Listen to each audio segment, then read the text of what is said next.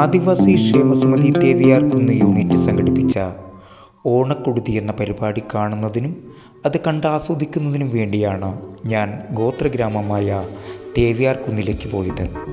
അവിടെ വച്ച് ഞാൻ ശ്രീ ഗണേശൻ കാണിയെ പരിചയപ്പെട്ടു.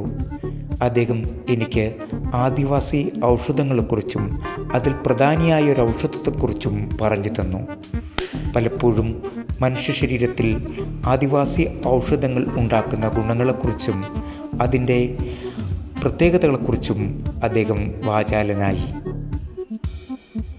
ഇത്തരത്തിലുള്ള ഒരുപാട് ആദിവാസി ഔഷധ സസ്യങ്ങളെ പരിചയപ്പെടുത്തി തരാമെന്നും അദ്ദേഹം എനിക്ക് വാഗ്ദാനം നൽകി. ഓണക്കൊടുതി എന്ന പരിപാടി സ്ഥലത്തേക്ക് നടന്നു നീങ്ങുമ്പോൾ അദ്ദേഹം പറയുകയുണ്ടായി, ഇവയൊക്കെ നമ്മുടെ സ്വത്താണെന്നും ഒരിക്കലും നശിപ്പിക്കരുതെന്നും ഇതൊക്കെ തന്നെയാണ് ആദിവാസികളുടെ പ്രത്യേകതയെന്നും ഓർമ്മപ്പെടുത്തി.